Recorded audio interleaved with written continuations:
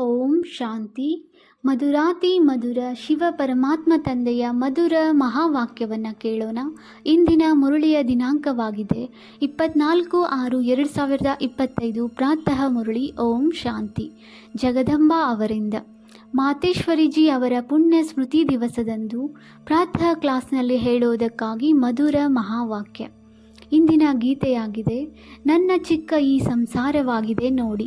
ಈ ಗೀತೆ ಯಾವ ಸಮಯದಲ್ಲಿ? ಏಕೆಂದರೆ ಈ ಸಂಗಮದ ಸಮಯದಲ್ಲಿ ನಮ್ಮ ಬ್ರಾಹ್ಮಣ ಕುಲದ ಚಿಕ್ಕ ಸಂಸಾರವಾಗಿದೆ. ಇದು ನಮ್ಮ ಯಾವ ಪರಿವಾರವಾಗಿದೆ ಇದನ್ನು ನಂಬರ್ವಾರಾಗಿ ಹೇಳುತ್ತಾರೆ. ನಾವು ಪರಮಪಿತ ಪರಮಾತ್ಮ ಶಿವನ ಮೊಮ್ಮಕ್ಕಳು ಆಗಿದ್ದೇವೆ. ಬ್ರಹ್ಮ ಸರಸ್ವತಿ ಅವರ ಮುಖ ಸಂತಾನವಾಗಿದ್ದೇವೆ. ಹಾಗೂ ವಿಷ್ಣು ಶಂಕರ ನಮ್ಮ ಚಿಕ್ಕಪ್ಪ ಆಗಿದ್ದಾರೆ. ಹಾಗೂ ನಾವು ಪರಸ್ಪರ ಎಲ್ಲರೂ ಸಹೋದರಿಯರೂ ಆಗಿದ್ದೇವೆ. ಇದಾಗಿದೆ ನಮ್ಮ ಚಿಕ್ಕ ಸಂಸಾರ. ಇದರ ಮುಂದೆ ಬೇರೆ ಸಂಬಂಧ ಇಲ್ಲವೇ ಇಲ್ಲ. ಈ ಸಮಯದಲ್ಲಿ ಇಷ್ಟೇ ಸಂಬಂಧ ಎಂದು ಹೇಳುತ್ತೇವೆ. ನೋಡಿ, ನಮ್ಮ ಸಂಬಂಧ ಎಷ್ಟು ದೊಡ್ಡ ಅಥಾರಿಟಿಯೊಂದಿಗೆ ಇದೆ. ನಮ್ಮ ಗ್ರ್ಯಾಂಡ್ ಫಾದರ್ ಶಿವ ಆಗಿದ್ದಾರೆ. ಅವರ ಹೆಸರು ಎಷ್ಟು ಭಾರಿಯಾಗಿದೆ. ಅವರು ಇಡೀ ಮನುಷ್ಯ ಸೃಷ್ಟಿಯ ಬೀಜ ರೂಪ ಆಗಿದ್ದಾರೆ. ಸರ್ವ ಆತ್ಮಗಳ ಕಲ್ಯಾಣಕಾರಿ ಆಗಿರುವ ಕಾರಣ ಅವರಿಗೆ ಹರ ಹರ ಬೋಲಾನಾಥ್ ಶಿವ ಮಹಾದೇವ ಎಂದು ಹೇಳಲಾಗುತ್ತದೆ. ಅವರು ಇಡೀ ಸೃಷ್ಟಿಯ ದುಃಖ ಹರ್ತ ಸುಖಕರ್ತ ಆಗಿದ್ದಾರೆ. ಅವರ ಮೂಲಕ ನಮಗೆ ಸುಖ, ಶಾಂತಿ, ಪವಿತ್ರತೆಯ ದೊಡ್ಡ ಅಧಿಕಾರ ಸಿಗುತ್ತದೆ. ಶಾಂತಿಯಲ್ಲಿ ಯಾವುದೇ ಕರ್ಮ ಬಂಧನದ ಲೆಕ್ಕಾಚಾರ ಇರುವುದಿಲ್ಲ. ಆದರೆ ಈ ಎರಡೂ ವಸ್ತು ಪವಿತ್ರತೆಯ ಆಧಾರದ ಮೇಲೆ ಇಡಲಾಗುತ್ತದೆ. ಎಲ್ಲಿಯವರೆಗೂ ತಂದೆಯ ಪಾಲನೆಯ ಸಂಪೂರ್ಣ ಆಸ್ತಿ ತೆಗೆದುಕೊಳ್ಳುತ್ತೇವೆ, ತಂದೆಯಿಂದ ಸರ್ಟಿಫಿಕೇಟ್ ಸಿಕ್ಕಿಲ್ಲ, ಅಲ್ಲಿಯವರೆಗೂ ಆ ಆಸ್ತಿ ಸಿಗಲು ಸಾಧ್ಯವಿಲ್ಲ. ನೋಡಿ, ಬ್ರಹ್ಮನ ಮೇಲೆ ಎಷ್ಟು ದೊಡ್ಡ ಕಾರ್ಯ ಇದೆ. ಮೈಲಿಗೆಯಾದ ಅಂತಹ 5 ವಿಕಾರಗಳ ಕೊಳಕು ಅಪವಿತ್ರ ಆತ್ಮಗಳನ್ನು ಪವಿತ್ರ ಹೂಗಳಂತೆ ಮಾಡುತ್ತಾರೆ. ಯಾವ ಅಲೌಕಿಕ ಕಾರ್ಯದ ಸಂಪಾದನೆ ನಂತರ ಸತ್ಯಯುಗದ ಮೊದಲನೆಯ ನಂಬರ್ ಶ್ರೀಕೃಷ್ಣನ ಪದವಿ ಸಿಗುತ್ತದೆ. ಈಗ ನೋಡಿ, ಆ ತಂದೆಯೊಂದಿಗೆ ನಿಮ್ಮ ಸಂಬಂಧ ಹೇಗಿದೆ ಅಂದ ಮೇಲೆ ಎಷ್ಟು ನಿಶ್ಚಿಂತ ಖುಷಿ ಇರಬೇಕು. ಈಗ ಪ್ರತಿಯೊಬ್ಬರು ತಮ್ಮ ಹೃದಯದೊಂದಿಗೆ ಕೇಳಿಕೊಳ್ಳಿ, ಸಂಪೂರ್ಣವಾಗಿ ಅವರದ್ದು ಆಗಿದ್ದೇವೆಯೇ? ಯೋಚಿಸಬೇಕು.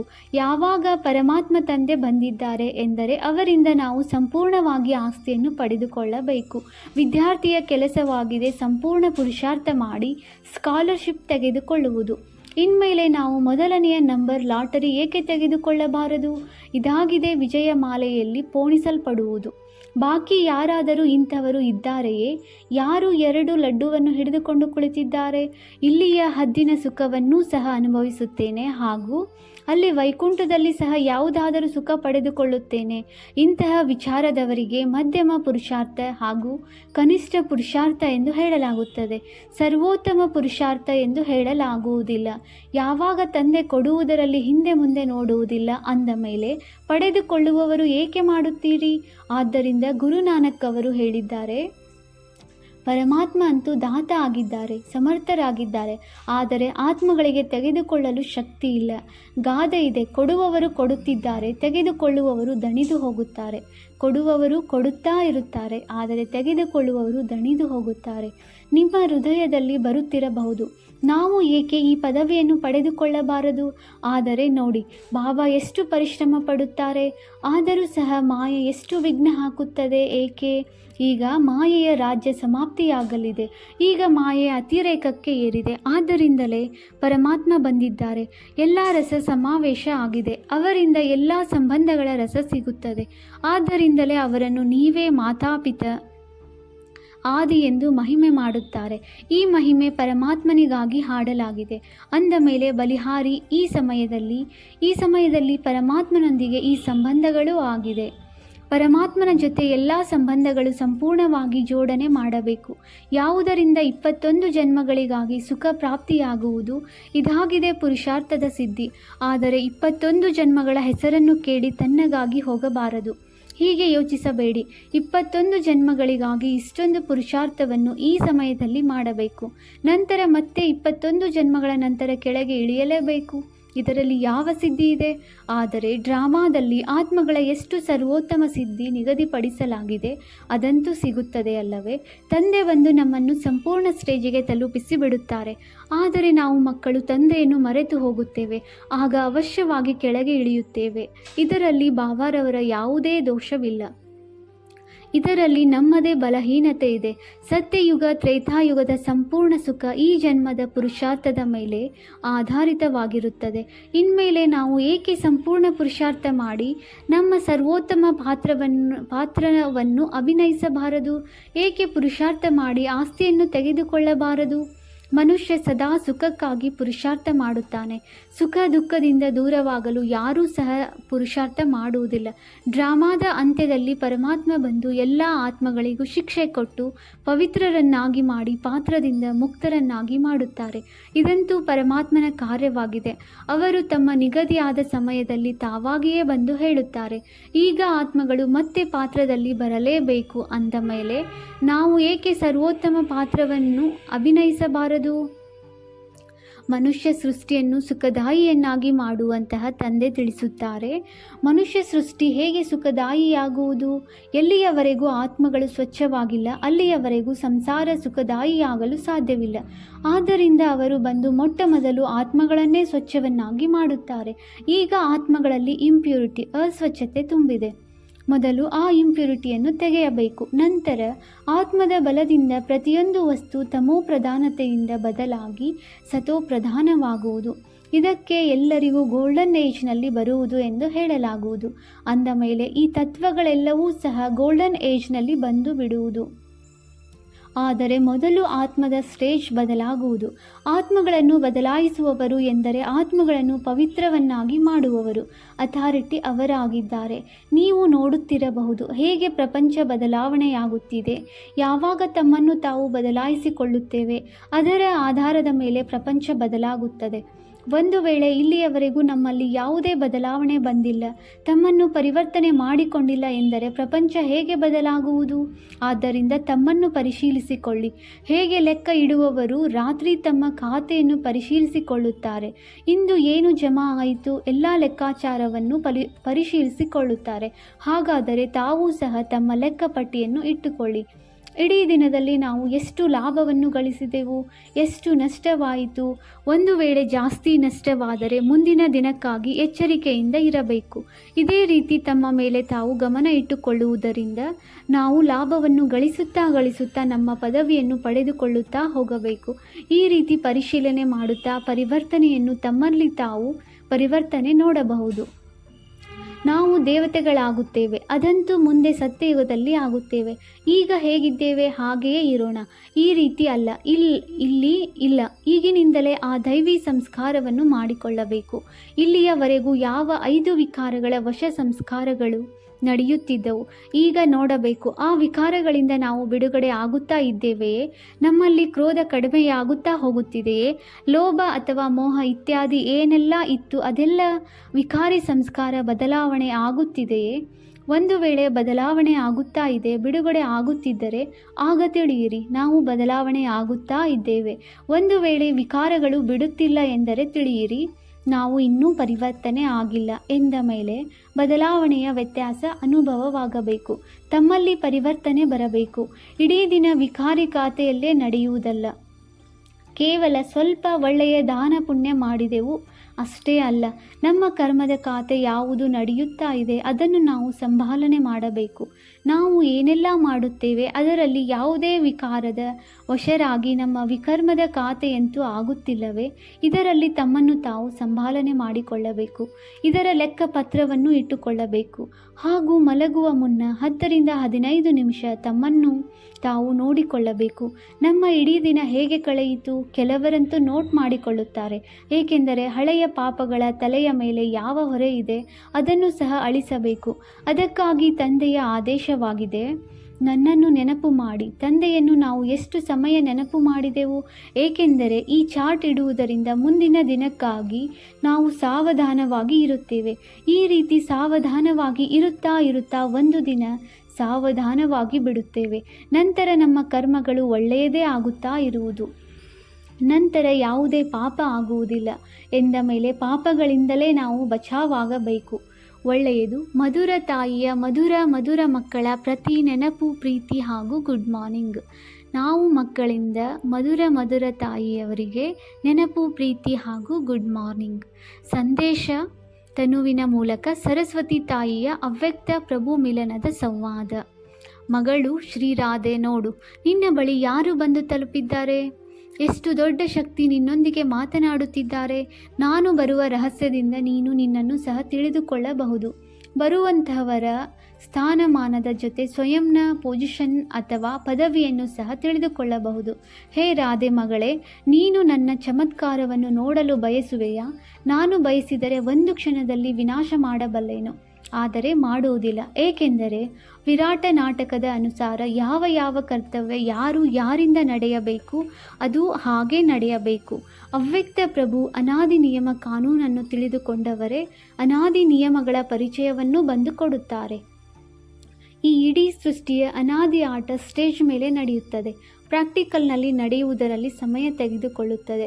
ಒಂದು ವೇಳೆ ಇಷ್ಟು ವರ್ಷಗಳ ಆಟವನ್ನು ಒಂದು ಕ್ಷಣದಲ್ಲಿ ಪೂರ್ತಿ ಮಾಡಿಬಿಟ್ಟರೆ ಬಾಕಿ ಆಟ ಏನು ನಡೆಯುವುದು? ಅಂದ ಮೇಲೆ ಯಾವ ತೊಂದರೆಯನ್ನು ಹೇಗೆ ನೋಡಬೇಕು ಅಥವಾ ಸಹನೆ ಮಾಡಬೇಕು, ಅದು ಅದೇ ರೀತಿ ವಿಚಿತ್ರವಾದ ರಹಸ್ಯದೊಂದಿಗೆ ಪುನರಾವರ್ತನೆಯಾಗುತ್ತದೆ. ಇದು ವಿಚಿತ್ರ ಪುನರಾವರ್ತನೆಯಾಗಿದೆ. ಯಾವುದನ್ನು ಹೇ ಪ್ರಿಯ ಮಮ್ಮ ರಾಧೆ, ನಾನು ಹಾಗೂ ನೀನು ನೋಡಿ ಎಷ್ಟು ಹರ್ಷಿತರಾಗುತ್ತೇವೆ. ಈ ವಿರಾಟ ಡ್ರಾಮಾದಲ್ಲಿ ಎಲ್ಲರೂ ಪಾತ್ರ ಅಭಿನಯಿಸುವವರೇ ಆಗಿದ್ದಾರೆ. ಈ ಆಟವನ್ನು ಆಡಿಸುವವರು ಬಯಸಿದರೆ 1 ಸೆಕೆಂಡ್ನಲ್ಲಿ ಈ ಡ್ರಾಮಾವನ್ನು ನಿಲ್ಲಿಸಿ ಹೊಸದಾಗಿ ಶುರು ಮಾಡಬಹುದು, ಆದರೆ ಮಾಡುವುದಿಲ್ಲ. ಏಕೆಂದರೆ ಈಶ್ವರನು ಸಹ ಈ ರೀತಿ ಸಾಧಾರಣ ರೀತಿಯಲ್ಲಿ ಕರ್ತವ್ಯ ನಡೆಸಬೇಕಾಗುತ್ತದೆ. ಸ್ವಯಂ ಸರ್ವಶಕ್ತಿವಂತ ನಿರಾಕಾರ ಈಶ್ವರ ಸಾಕಾರದಲ್ಲಿ ಬಂದಿದ್ದಾರೆ, ಆದರೆ ಸಾಧಾರಣ ವೇಷದಲ್ಲಿ. ಇದು ಜಟಿಲ ಆಟವಾಗಿದೆ. ಯಾವುದನ್ನು ಯಾರು ತಿಳಿದುಕೊಳ್ಳುತ್ತಾರೆ ಅವರೇ ಎಲ್ಲವನ್ನೂ ತಿಳಿದುಕೊಳ್ಳುವವರಾಗಿದ್ದಾರೆ. ಮಗಳು ಶ್ರೀರಾಧೆ, ಪ್ರಿಯ ಮಕ್ಕಳು, ಇದನ್ನು ಸಹನೆ ಮಾಡುವ ಮಾರ್ಗವನ್ನು ಅವಶ್ಯವಾಗಿ ನಿರ್ಣಯ ಮಾಡಬೇಕಾಗಿದೆ. ಒಂದು ವೇಳೆ ನಾನು ಬಯಸಿದರೆ ನನ್ನ ಮಕ್ಕಳಿಗಾಗಿ ಇದನ್ನು ಸಹಜ ಮಾರ್ಗವನ್ನಾಗಿ ಮಾಡಬಲ್ಲೆನು. ಏಕೆಂದರೆ ಸಾಕ್ಷಾತ್ಕಾರ ಮಾಡಿಸುವಂತಹ ಬೀಗದ ಕೈ ನನ್ನ ಕೈಯಲ್ಲಿದೆ. ಒಂದು ವೇಳೆ ಯಾವುದೇ ಧನವಂತ ಭಕ್ತನಿಗೆ ಯಾವುದೇ ದೇವತೆಯ ಸಾಕ್ಷಾತ್ಕಾರ ಮಾಡಿಸಿಬಿಟ್ಟರೆ ಅವರು ಬಂದು ತನ್ನ ಎಲ್ಲ ಧನವನ್ನು ತೆಗೆದುಕೊಂಡು ಬಂದು ಯಜ್ಞದಲ್ಲಿ ಸ್ವಾಹ ಮಾಡಿಬಿಡುವನು. ಏಕೆಂದರೆ ಈಶ್ವರನಂತೂ ಎಲ್ಲ ಧನವಂತರಿಗೂ ಧನವಂತನಾಗಿದ್ದಾನೆ. ಆದರೆ ನಿನ್ನ ತಂದೆ ಬಯಸುತ್ತಾರೆ ನಾನು ನನ್ನ ಬೆಗ್ಗರ್ಸ್ ಅಂದರೆ ಭಿಕ್ಷುಕ ಪ್ರಿಯ ಮಕ್ಕಳು, ಪ್ರಿನ್ಸ್ ರಾಜಕುಮಾರ ಹಾಗೂ ಪ್ರಿನ್ಸೆಸ್ ರಾಜಕುಮಾರಿ ಮಾಡಬೇಕು. ಆದ್ದರಿಂದ ನೀನು ಇದೆಲ್ಲವನ್ನು ಸಹನೆ ಮಾಡಿದ ನಂತರವೇ ಹೋಗಿ ಪ್ರಿನ್ಸ್ ಹಾಗೂ ಪ್ರಿನ್ಸೆಸ್ ಆಗುತ್ತೀರಿ. ತಂದೆ ತಿಳಿಸಿದ್ದಾರೆ, ಮಕ್ಕಳಿಗೆ ಇದನ್ನು ಸಹನೆ ಮಾಡುವ ಮಾರ್ಗವನ್ನು ಅವಶ್ಯವಾಗಿ ನಿರ್ಧಾರ ಮಾಡಬೇಕು. ಏಕೆಂದರೆ ಸಹನೆ ಮಾಡುವುದು ಇದು ಈಶ್ವರೀಯ ಹಾಗೂ ದೈವಿ ಗುಣವಾಗಿದೆ. ಇದರಲ್ಲಿಯೇ ಖುಷಿ ಸಮಾವೇಶವಾಗಿದೆ. ಈ ಗುಣದಿಂದಲೇ ಈಶ್ವರೀಯ ಸುಖ ಅನುಭವವಾಗುತ್ತದೆ. ಸಹನೆ ಮಾಡುತ್ತಿದ್ದರೂ ಸಹ ನೀವು ಎಷ್ಟು ಮೋಜ ಆಚರಿಸುತ್ತೀರಿ. ಇದು ಗೋಪನೀಯ ಜ್ಞಾನವಾಗಿದೆ. ಇಂತಹ ಅನಾಸಕ್ತ ಯೋಗಿಯೇ ಶಾಶ್ವತ ಪ್ರಾಪ್ತಿಯನ್ನು ಮಾಡಿಕೊಳ್ಳುತ್ತಾರೆ. ಈಗಂತೂ ಪರೀಕ್ಷೆಗಳ ಸಮಯ ಹತ್ತಿರ ತಲುಪಿದೆ. ಪ್ರತಿಯೊಬ್ಬ ವತ್ಸ ಬರುವಂತಹ ಪರೀಕ್ಷೆಗಳನ್ನು ಇನ್ ಅಡ್ವಾನ್ಸ್ ಮುಂಚಿತವಾಗಿಯೇ ಸಮ್ಮುಖದಲ್ಲಿ ಇಟ್ಟುಕೊಂಡು ಅದೇ ಅಭ್ಯಾಸದಲ್ಲಿ ನಡೆಯುತ್ತಾ ಹೋಗಬೇಕು. ಬಲೆ ಯಾವುದೇ ವತ್ಸನಿಗೆ ಊಟ ನೀರು ಇತ್ಯಾದಿ ಸಿಗದೇ ಇರಬಹುದು, ಆದರೆ ಸ್ವಯಂ ನಿಶ್ಚಿಂತ ಚಕ್ರವರ್ತಿಯಾಗಿ ಉಪಸ್ಥಿತರಾಗಿರಬೇಕು. ಇಂತಹ ತಮ್ಮ ಸುಂದರ ಸ್ಥಿತಿಯನ್ನು ಬಹಳ ಸಮಯದಿಂದ ಧಾರಣೆ ಮಾಡಿರಬೇಕು. ಒಂದು ವೇಳೆ ಅಂತಹ ಸಮಯದಲ್ಲಿ ನಾನು ಸ್ವತಃವಾಗಿ ಆ ರೀತಿ ನಡೆಯುತ್ತೇನೆ ಎಂದು ಯಾರಾದರೂ ತಿಳಿದುಕೊಂಡರೆ ಇದು ತಮ್ಮನ್ನು ತಾವು ಮೋಸ ಮಾಡಿಕೊಳ್ಳುವುದಾಗಿದೆ. ಆದ್ದರಿಂದ ಮುಂಚಿತವಾಗಿಯೇ ಎಚ್ಚರಿಕೆಯಿಂದಿರಿ. ನನ್ನ ಅತಿ ಪ್ರಿಯ ವತ್ಸರು ನೆನಪಿನಲ್ಲಂತೂ ಕುಳಿತುಕೊಳ್ಳುತ್ತಾರೆ, ಆದರೆ ಇದುವರೆಗೂ ಆ ಲೈಟ್ನ ಪ್ರಕಾಶ ನನ್ನ ವತನದವರೆಗೂ ತಲುಪಿಲ್ಲ. ಪ್ರತಿಯೊಬ್ಬರೂ ಯಾವಾಗ ಲೈಟ್ ಸ್ವರೂಪದಲ್ಲಿ ಉಪಸ್ಥಿತರಾಗಿರುತ್ತಾರೆ ಆಗ ಅವರ ಯೋಗದ ತೇಜಸ್ಸು ನನ್ನ ವತನದಲ್ಲಿ ಬರುವುದು. ಆಗಲೇ ಎಲ್ಲರ ಸಂಪೂರ್ಣ ಲೈಟ್ ಅವರಲ್ಲಿ ಪ್ರವೇಶವಾಗುವುದು. ಆ ಸಮಯವೇ ಶಕ್ತಿಯರ ಮಹಿಮೆ ಹೊರಬರುವುದು. ಪ್ರತಿಯೊಬ್ಬರೂ ಸಹ ತಮ್ಮ ನಿಶ್ಚಯದಲ್ಲಿ ಪಕ್ಕಾ ಆಗಿ ನಿಲ್ಲಬೇಕು. ನಾನು ಬಂದು ಅಲುಗಾಡಿಸಿದರೂ ಸಹ ಅಲುಗಾಡಬಾರದು. ಹೇ ಶಿರೋಮಣಿ ಶಕ್ತಿ ರಾಧೆ, ಶಕ್ತಿಗಳನ್ನು ಜ್ಞಾನ ಯೋಗ ಬಲದಲ್ಲಿ ಹಾಗೂ ಮುಖದಿಂದ ಜ್ಞಾನ ಮುರುಳಿ ನುಡಿಸಲು ತಯಾರಾಗಿರಬೇಕು. ನೀನು ತನ್ನ ಏಕರಸ ಈಶ್ವರ್ಯ ದೃಷ್ಟಿಯಿಂದ ಪ್ರತಿಯೊಬ್ಬರಿಗೂ ಮುಕ್ತಿ ಜೀವನ್ಮುಕ್ತಿಯನ್ನು ಕೊಟ್ಟು ತಮ್ಮ ಮಧುರ ವಾಣಿಯಿಂದ ಪರಿಚಯವನ್ನು ಕೊಡಬೇಕು. ನಾನು ಯಾರಾಗಿದ್ದೇನೆ, ನನ್ನ ತಂದೆ ಯಾರಾಗಿದ್ದಾರೆ, ಹೇಗೆ ಬ್ರಹ್ಮನಲ್ಲಿ ಭಗವಂತ ಪ್ರತ್ಯಕ್ಷನಾದನು. ಈ ಅಂತಿಮ ಸಮಯದಲ್ಲಿ ಡೆವಿಲ್ ವರ್ಡ್ ಕಲಿಯುಗ ಪ್ರಪಂಚ ಸಮಾಪ್ತಿ ಮಾಡಿ ತಮ್ಮ ನಿಜ ದೇಶ ಡೇಟಿ ವರ್ಡ್ ದೈವಿ ಪ್ರಪಂಚದಲ್ಲಿ ಕರೆದುಕೊಂಡು ಹೋಗುತ್ತಿದ್ದಾರೆ. ಹೇ ರಾಧೆ ಮಗಳೇ, ಯಾವಾಗ ಪ್ರತಿಯೊಬ್ಬರ ಸ್ಥಿತಿ ದೀಪದ ಸದೃಶ್ಯ ದೃಢವಾಗಿರುವುದು, ಆಗ ಸೂಕ್ಷ್ಮ ಅಂತಹ ಪ್ರೇರಣೆಗಳನ್ನು ಹಿಡಿದುಕೊಂಡು ತನ್ನ ಕಾರ್ಯ ಸಂಪೂರ್ಣ ರೀತಿಯಲ್ಲಿ ಸಿದ್ಧ ಮಾಡಬಹುದು. ಎಷ್ಟು ಜ್ಞಾನ ಅನುಸಾರ ಸ್ಥಿತಿ ಇರುವುದು ಅಷ್ಟೇ ಪ್ರೇರಣೆಯನ್ನು ಕ್ಯಾಚ್ ಮಾಡಲು ಸಾಧ್ಯ. ಎಷ್ಟು ಆ ಸ್ಥಿತಿಯಲ್ಲಿ ನಿರಂತರವಾಗಿ ಇರುವಿರಿ ಅಷ್ಟು ಸಂಪೂರ್ಣ ಪ್ರೇರಣೆಗಳು ಟಚ್ ಆಗುವುದು. ಅಹೋ ಮಗಳು ರಾಧೆ, ನನ್ನ ಸ್ವರೂಪವನ್ನು ನೋಡು. ನನ್ನ ಸ್ವರೂಪವನ್ನು ವತ್ಸರು ನೋಡಲು ಸಾಧ್ಯವಿಲ್ಲವೇ? ಅಖಂಡ ಜ್ಯೋತಿ ತತ್ವದಿಂದ ನಾನು ಬಂದು ಸಾಕ್ಷಾತ್ ಪ್ರವೇಶ್ ಆಗಿ ಮಾತನಾಡುತ್ತೇನೆ. ನನ್ನ ಮೂಲಕವೇ ಈ ಎಲ್ಲ ಸಾಕ್ಷಾತ್ಕಾರಗಳೂ ಆಗುತ್ತದೆ, ಏಕೆಂದರೆ ನಾನೇ ಎಲ್ಲರ ಮೂಲ ಸಮೂಹ ಆಗಿದ್ದೇನೆ. ನೋಡು, ಪ್ರಕೃತಿಯ ಮಧ್ಯದಲ್ಲಿ ಜ್ಞಾನದ ಬೆಳಕು ಹೊಳೆಯುತ್ತದೆ. ವತ್ಸರು ಕೇವಲ ಇದನ್ನು ವಿಚಾರ ಮಾಡಿ. ಆಹಾ, ಯಾರನ್ನು ಇಡೀ ಸೃಷ್ಟಿಯು ಕರೆಯುತ್ತಿದೆ, ಅವರು ಸ್ವಯಂ ಸರ್ವ ಶಕ್ತಿವಂತ ಈಶ್ವರ ಯಜ್ಞದಲ್ಲಿ ನಮ್ಮೆಲ್ಲರ ಸಮ್ಮುಖ ಬಂದಿದ್ದಾರೆ. ಅವರ ಶೀತಲ ಮಡಿಲಿನಲ್ಲಿ ಕುಳಿತುಕೊಳ್ಳುವುದರಿಂದ ಹೃದಯ ಶಾಂತವಾಗಿ ಹೋಗುತ್ತದೆ. ಒಂದು ವೇಳೆ ರಚನೆಗೆ ರಚಿಸುವವರು ಸಿಕ್ಕಿಬಿಡುತ್ತಾರೆ ಎಂದರೆ ಅದನ್ನು ಬಿಟ್ಟು ಅವರ ರಚನೆಯಲ್ಲಿ ಏಕೆ ಹೋಗಬೇಕು? ಶ್ರೇಷ್ಠಾತಿಶ್ರೇಷ್ಠ ಅಥಾರಿಟಿ, ಸರ್ವಶಕ್ತಿಯ ಮಾಲೀಕ, ಯಾರಿಂದ ಶಕ್ತಿಗಳು ಪ್ರಕಟವಾಗಿದೆ, ಅವರ ಪರಿಚಯ ಸಿಕ್ಕಿತು ಎಂದ ಮೇಲೆ ಅವರ ಮಡಿಲನ್ನು ಬಿಡುವುದು ಅಸಂಭವವಾಗಿದೆ. ಯಾವಾಗ ರಚಯಿತನ ಪರಿಚಯ ಸಿಕ್ಕಿತು ಆಗಲೇ ತಿಳಿದುಕೊಳ್ಳುತ್ತಾರೆ ಇವರು ಯಾರಾಗಿದ್ದಾರೆ. ತಿಳಿಯಿತೆ ಶಿರೋಮಣಿ ರಾಧೆ? ಒಳ್ಳೆಯದು. ವರದಾನ: ಸದಾ ಅತೀಂದ್ರಿಯ ಸುಖದ ಉಯ್ಯಾಲೆಯಲ್ಲಿ ತೂಗಾಡುವಂತಹ ಸಂಗಮ ಯುಗದ ಸರ್ವ ಅಲೌಕಿಕ ಪ್ರಾಪ್ತಿಗಳಿಂದ ಸಂಪನ್ನ ಭವ. ಯಾವ ಮಕ್ಕಳು ಅಲೌಕಿಕ ಪ್ರಾಪ್ತಿಗಳಿಂದ ಸದಾ ಸಂಪನ್ನರಾಗಿದ್ದಾರೆ ಅವರು ಅತೀಂದ್ರಿಯ ಸುಖದ ಉಯ್ಯಾಲೆಯಲ್ಲಿ ತೂಗಾಡುತ್ತಾ ಇರುತ್ತಾರೆ. ಹೇಗೆ ಮುದ್ದಾದ ಮಕ್ಕಳನ್ನು ಉಯ್ಯಾಲೆಯಲ್ಲಿ ತೂಗಾಡಿಸುತ್ತಾರೆ, ಅದೇ ರೀತಿ ಸರ್ವ ಪ್ರಾಪ್ತಿ ಸಂಪನ್ನ ಬ್ರಾಹ್ಮಣರ ಉಯ್ಯಾಲೆ ಅತೀಂದ್ರಿಯ ಸುಖದ ಉಯ್ಯಾಲೆಯಾಗಿದೆ. ಈ ಉಯ್ಯಾಲೆಯಲ್ಲಿ ಸದಾ ತೂಗಾಡುತ್ತೀರಿ ಎಂದೂ ಸಹ ದೇಹ ಅಭಿಮಾನದಲ್ಲಿ ಬರಬೇಡಿ.